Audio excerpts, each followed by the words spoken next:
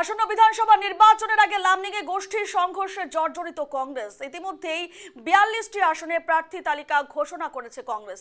64 নম্বর লামডিং কেন্দ্রের কংগ্রেসের প্রার্থী হিসেবে ঘোষণা করা হয়েছে প্রাক্তন বিধায়ক স্বপন করের নাম।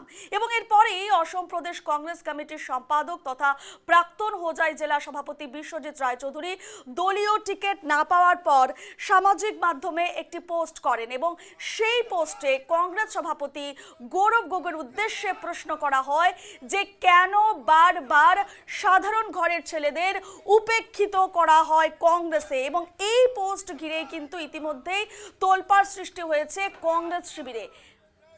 এ বিষয়ে নিউজ লাইভ বাংলাকে দেওয়া একান্ত সাক্ষাৎকারে বিশ্বজিৎ রায়চৌধুরী বলেন যে গত নির্বাচনে পরাজিত প্রার্থী স্বপন করকে ফের টিকিট দেওয়ায় এবার দলীয় কার্যকর্তাদের সঙ্গে আলোচনা করে আগামী দিনে সিদ্ধান্ত নেওয়া হবে।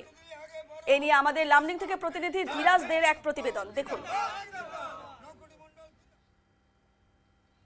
আমি রয়েছি লামডিং সমষ্টির একজন টিকিট প্রত্যাশীর সাথে এবং বিশ্বজিৎ রায়চৌধুরী, যিনি আসাম কংগ্রেস কমিটির সম্পাদক এবং সম্পাদকের দায়িত্বে থাকার পর উনি লামডিং থেকে টিকিটের জন্য উনি প্রত্যাশী ছিলেন এবং ইতিমধ্যে একটি সামাজিক মাধ্যমে উনি একটা পোস্ট করেছে এবং সেই পোস্টকে ঘিরে দেখা গেছে সমগ্র লামডিং এ এক চাঞ্চল্য সৃষ্টি হয়েছে। এই সম্পর্কে আমি কথা বলবো। ইতিমধ্যে আপনি সামাজিক মাধ্যমে একটি পোস্ট করেছেন যে দল সাধারণ ঘরের ছেলেদেরকে মানে প্রায়োরিটি দেয় না, এই সম্পর্কে আপনি কি বলবেন? না, এই সম্পর্কে বলতে দীর্ঘ ৩১ বছর কংগ্রেস দলের আমি একজন একনিষ্ঠ কর্মী হিসাবে দলের সাথে ওতপ্রোতভাবে জড়িত। দীর্ঘ বহু বছর দলের বিভিন্ন পদে আমি ছিলাম। লাস্ট ৩.৫ বছর আমি হোজাই জেলা কংগ্রেস কমিটির সভাপতির দায়িত্বে ছিলাম এবং বর্তমানে আমি প্রদেশ কংগ্রেস কমিটির সম্পাদক এবং পশ্চিম কার্বি আংলং জেলার আমি তত্ত্বাবধায়কের আমি দায়িত্বে রয়েছি। কথাটা হচ্ছে যে আপনি একটা প্রশ্ন করেছেন যে সামাজিক মাধ্যমে কথাটা ছড়িয়েছে। কর্মীদের বহু মনের কথা বিভিন্নভাবে প্রকাশ পায়।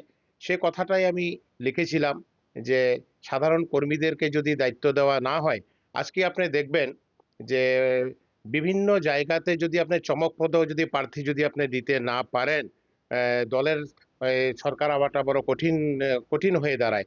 কারণ আমরা বিভিন্ন জায়গায় দেখেছি, কারণ আমরা জানি দলের টিকিট কিন্তু একটাই। দল যাকে দায়িত্ব দিয়েছে এখন অবধি না ওনার পক্ষের থেকে একটা আমি ফোন পেলাম, না কোনো ধরনের মেসেজ পেলাম, না উনি যোগাযোগ করতে এসেছেন যে আগন্তুক দিনে।